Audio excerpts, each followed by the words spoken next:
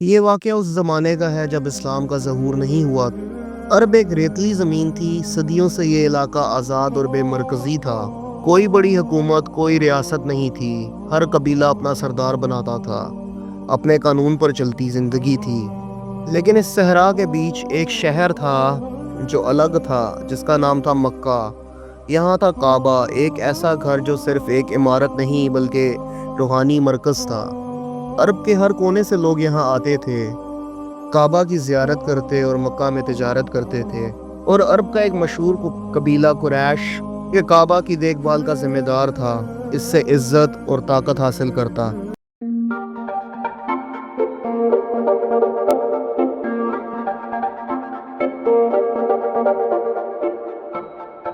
6th century میں عرب tribes آزاد تھے۔ ہر قبیلہ اپنے سردار بناتا تھا، کوئی سینٹرل حکومت نہیں ہوتی تھی۔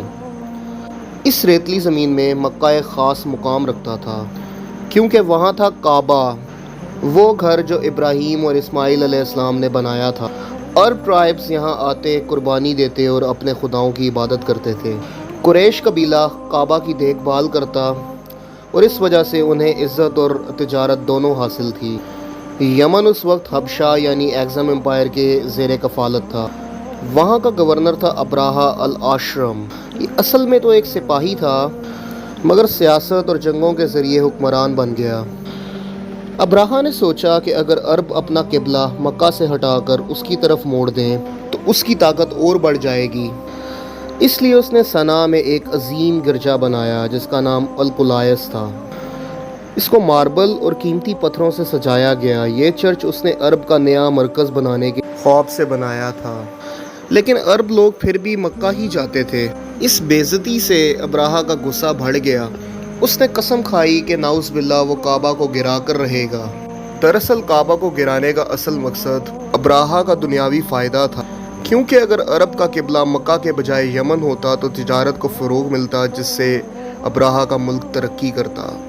روایت آتی ہے کہ جب ابراہہ نے چرچ بنایا اور عرب قبیلوں کو اپنا قبلہ بدلنے کا پیغام دیا تو ایک عرب کو بہت غصہ آیا۔ اس نے اس کے چرچ میں گندگی پھیلا دی، جس نے ابراہہ کو اور آگ بگولا کر دیا۔ ابراہہ نے ایک بڑے لشکر کی تیاری کی، جس میں ہزاروں سوار، سپاہی اور جنگی ہاتھی بھی تھے۔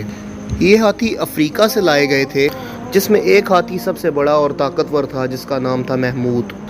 عرب ٹرائبز نے پہلی دفعہ جنگی ہاتھی دیکھے تھے اور ان کے دلوں میں ان ہاتھیوں کا خوف بڑھ گیا تھا۔ ابراہہ اپنا لشکر لے کر مکہ کی طرف بڑھنے لگا۔ رستے میں جس قبیلے نے بھی اسے روکنے کی کوشش کی، اس قبیلے کو ختم کر دیا گیا۔ جو بھی گاؤں سامنے آیا اسے تباہ کر دیا گیا۔ عرب میں ہر طرف خوف پھیل گیا۔ لوگ سوچنے لگے کہ اب کعبہ کا کیا ہوگا، کیا وہ بھی گرا دیا جائے گا؟ مکہ کے قریب پہنچ کر ابراہہ کے ساتھیوں نے قریش کے مال و اسباب لوٹ لیے، جس میں قریش کے سردار عبد المطلب کے 200 اونٹ بھی تھے۔ عبد المطلب قریش کے سردار اور رسول اللہ صلی اللہ علیہ وسلم کے دادا تھے۔ عبد المطلب اپنے وقار کے ساتھ ابراہہ کے کیمپ میں داخل ہوئے۔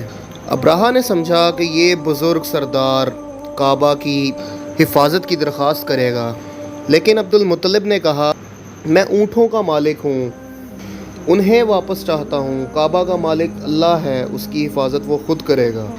یہ الفاظ ابراہہ کے لیے بہت حیرت انگیز تھے، مگر اس نے اپنی تیاری جاری رکھی۔ صبح لشکر کو کعبہ کی طرف بڑھنے کا حکم دیا گیا، مگر ہاتھیوں نے چلنے سے انکار کر دیا۔